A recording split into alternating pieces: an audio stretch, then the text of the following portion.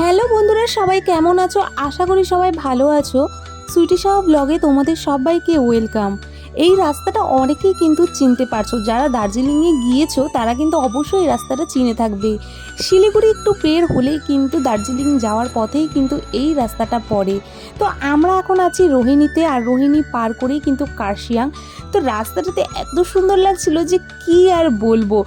পাহাড় আমার কাছে এত ভালো লাগে যে মনে হয় যে পাহাড়ে বাড়ি করে থেকেই যায়। তবে পাহাড়ের ওয়েদার আজকে খুব একটা ভালো ছিল না। কোনো কোনো জায়গায় রোদ দেখা যাচ্ছিল, আবার কোনো কোনো জায়গায় খুবই কুয়াশা। আর ওই যে দেখো সামনে কিন্তু খুবই কুয়াশা, একদমই দেখা যাচ্ছিল না। তো যাই হোক, আমরা কিন্তু এখন আছি কার্শিয়াংয়ের পথেই। আমরা কিন্তু দুদিনের ট্রিপ নিয়েই কিন্তু এসেছিলাম, কারণ কাজের এতই ব্যস্ততা যে আসাই হয় না পাহাড়ে। সেই জন্য কিন্তু দুদিনের ছুটি নিয়ে কিন্তু আমরা সোজা চলে এসেছিলাম দার্জিলিংয়ে।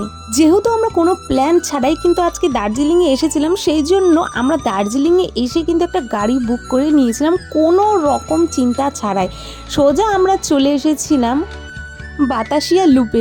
দার্জিলিংয়ে যদি আমি 3-4 দিনও থাকতাম তাও কিন্তু কমপ্লিট করতে পারতাম না। যেহেতু আমরা দুদিনের জন্য এসেছিলাম, সেই জন্য দার্জিলিংয়ের যেসব ফেমাস জায়গা সেগুলোতে যাওয়ার একটু চেষ্টা করছিলাম। তো আমি এখন আছি বাতাসিয়া লুপে।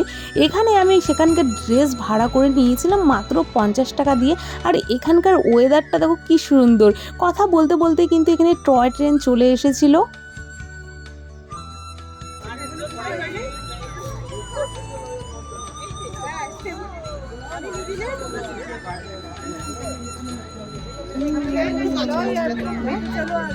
এবার চলো তোমাদেরকে ওই দিকটা দেখাই যেখানে ড্রেসগুলো ভাড়া দেওয়া হচ্ছিল। এই যে দেখো, এখানে ড্রেসগুলো ভাড়া দেওয়া হচ্ছিল মাত্র 50 টাকায়। বিভিন্ন কালারের তোমরা এখানে পেয়ে যাবে। আর এই বাতাসিয়া লুপে ঢুকতে হলে কিন্তু অবশ্যই কিন্তু টিকিট কেটে ঢুকতে হয়। তো যারাই দার্জিলিংয়ে আসবে সবাই কিন্তু এই বাতাসিয়া লুপে কিন্তু আসবে। এই জায়গাটা কিন্তু খুবই ফেমাস জায়গা। এরপর আমরা চলে গিয়েছিলাম রক গার্ডেনে। রক গার্ডেনে এসে কিন্তু 20 টাকা দিয়ে টিকিট কেটে নিয়ে তারপরে কিন্তু ভিতরে ঢুকেছিলাম। আর এটা সিঁড়ি দিয়ে কিন্তু অনেকটাই কিন্তু উপরে উঠতে হবে। সবচেয়ে রক গার্ডেনের আমার একটা জিনিস ভালো লেগেছিল, এখানে বিভিন্ন কালারের ফুল আর পাহাড়ি ঝর্ণা। এত সুন্দর দার্জিলিংয়ের ওয়েদার, সাথে পাহাড়ি ঝর্ণা আর চারিদিকে শুধুই ফুলের বাগান, এত ভালো লাগছিল, খুবই সুন্দর লাগছিল। দার্জিলিংয়ে ফেমাস জায়গাগুলোর মধ্যে কিন্তু এই রক গার্ডেনও কিন্তু একটা ফেমাস জায়গা, যে তোমরা দেখতেই পাচ্ছ কতটা সুন্দর লাগছে ওপর থেকে।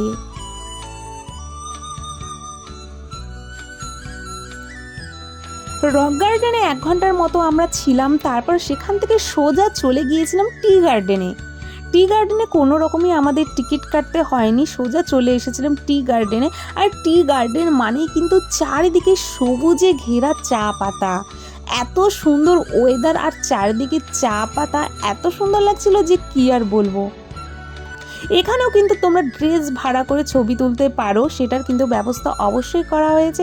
আর আমরা যেহেতু এর আগে আমরা ড্রেস পরে ছবি তুলেছিলাম, সেই জন্য এখন আমরা আর করলাম না। এই টি গার্ডেনও কিন্তু একটা ফেমাস জায়গা দার্জিলিংয়ে। তবে এখানকার একটা জিনিস আমার ভালো লেগেছিল, আমি এখান থেকে চা পাতা নিয়েছিলাম। তোমরা এখানকার গাছ থেকে কিন্তু কোনো রকমের পাতা ছিঁড়তে পারবে না। এখানকার দোকানদারের কাছ থেকে আমি নিয়েছিলাম চা পাতা। আমরা 2 প্যাকেট নিয়েছিলাম, 200 টাকা করে বলেছিল।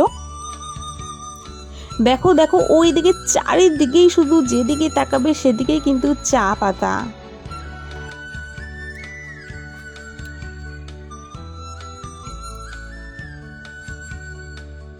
চারিদিকে চা পাতার বাগান আর এদিকে পাহাড়ি ঢালু রাস্তা, খুবই সুন্দর লাগছিল। কিন্তু দুঃখের বিষয়ে আমার পা ব্যথা হয়ে যাচ্ছিল হাঁটতে হাঁটতে।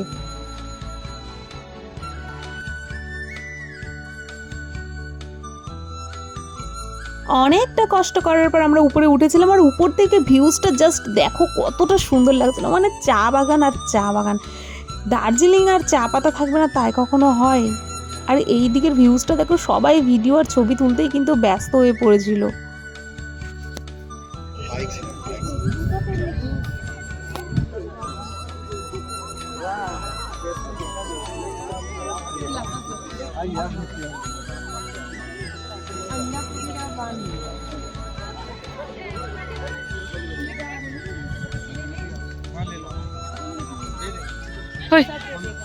চলো বন্ধুরা, টাটা। ভিডিওটি ভালো লাগলে অবশ্যই চ্যানেলটিকে সাবস্ক্রাইব করে দিও এবং লাইক এবং শেয়ার অবশ্যই করে দিও। আর এরকম নিত্য নতুন ভিডিও তোমাদের সামনে কিন্তু আসতেই থাকবে। তো টাটা, বাই বাই।